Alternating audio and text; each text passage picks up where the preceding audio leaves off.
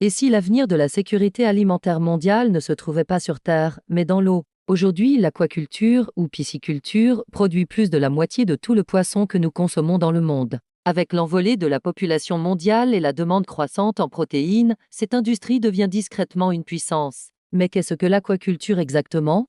En termes simples, c'est l'élevage de poissons, de crevettes, de coquillages et d'autres organismes aquatiques dans des environnements contrôlés comme des étangs, des cages océaniques ou même des fermes flottantes de haute technologie. C'est une méthode que nous utilisons depuis des siècles, mais qui prend de l'ampleur comme jamais auparavant. Alors, qui sont les géants qui dirigent cette révolution bleue?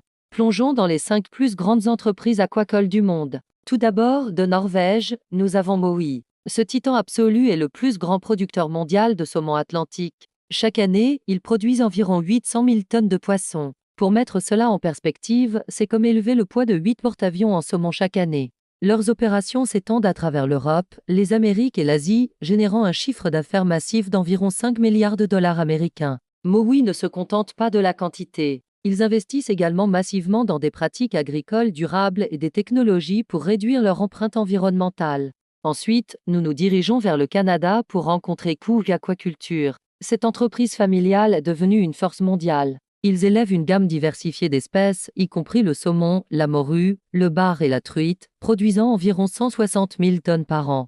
Avec un chiffre d'affaires d'environ 2,5 milliards de dollars, Cook a un modèle intégré verticalement, ce qui signifie qu'il contrôle tout, de l'alimentation et des écloseries à la transformation et à la distribution. Cela leur donne un contrôle strict sur la qualité et la durabilité de leurs produits du début à la fin. De retour en Norvège, nous trouvons le groupe Cermaq, qui fait maintenant partie du conglomérat japonais Mitsubishi Corporation. Cermaq est un autre spécialiste du saumon, élevant également de la truite, avec une production annuelle d'environ 200 000 tonnes. Ils opèrent principalement dans les eaux froides et propres de la Norvège, du Chili et du Canada. Faire partie de Mitsubishi leur offre un soutien financier incroyable et un accès à un réseau de distribution mondial, ce qui en fait un acteur redoutable sur le marché des fruits de mer haut de gamme.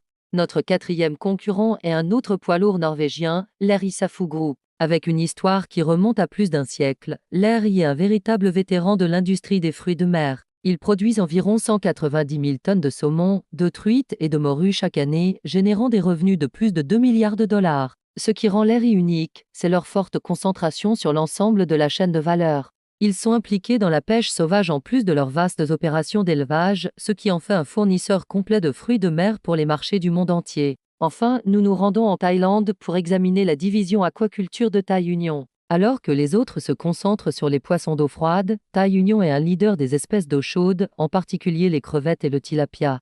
Ils sont une partie cruciale du plus grand groupe Thai Union, l'un des plus grands transformateurs de fruits de mer au monde, célèbre pour les marques que vous voyez probablement dans votre supermarché local. Leur division aquaculture a un chiffre d'affaires proche de 1,9 milliard de dollars et joue un rôle vital dans l'approvisionnement de la demande mondiale massive de crevettes, un aliment de base dans toutes les cuisines. Alors pourquoi l'aquaculture explose-t-elle en ce moment? Il y a quelques raisons clés. Premièrement, nos océans sont soumis à une immense pression. Les stocks de poissons sauvages ont du mal à se reconstituer après des décennies de surpêche. Nous avons atteint les limites naturelles de ce que nous pouvons pêcher durablement en mer. L'aquaculture intervient pour combler ce fossé croissant entre l'offre et la demande. Deuxièmement, l'appétit mondial pour les protéines ne fait que croître. Alors que la population mondiale se dirige vers 10 milliards de personnes, nous avons besoin de moyens efficaces pour produire des aliments nutritifs. Les poissons sont incroyablement efficaces pour convertir les aliments en protéines par rapport aux animaux terrestres comme le bétail. En fait, l'aquaculture est l'un des secteurs de production alimentaire à la croissance la plus rapide de la planète, et sa croissance ne montre aucun signe de ralentissement. Maintenant, c'est là que l'histoire devient vraiment passionnante. Alors que l'Asie et l'Europe dominent actuellement la scène aquacole, la prochaine grande frontière pourrait être l'Afrique. Le continent possède un potentiel immense, largement inexploité. Pensez-y, l'Afrique a des climats idéaux pour l'élevage d'espèces populaires comme le tilapia et le poisson-chat. Il possède de vastes ressources en eau douce, y compris de grands systèmes fluviaux comme le Niger et le Sénégal, ainsi que de nombreux lacs et réservoirs créés par des barrages. Couplé à une croissance démographique rapide et à une demande croissante de protéines abordables, le terrain est propice à un boom de l'aquaculture.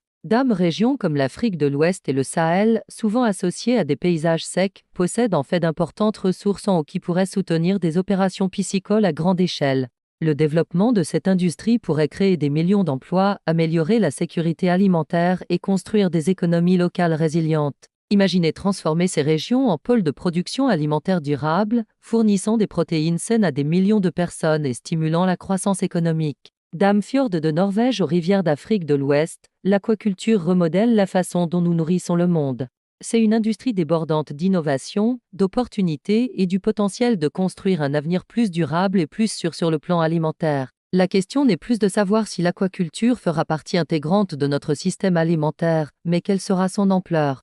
L'aquaculture pourrait très bien devenir l'une des plus grandes industries alimentaires en Afrique. Alors, le Sahel pourrait-il devenir le prochain géant mondial de l'aquaculture? Le potentiel est certainement là. Merci d'avoir regardé. Abonnez-vous pour découvrir d'autres grandes opportunités économiques de demain.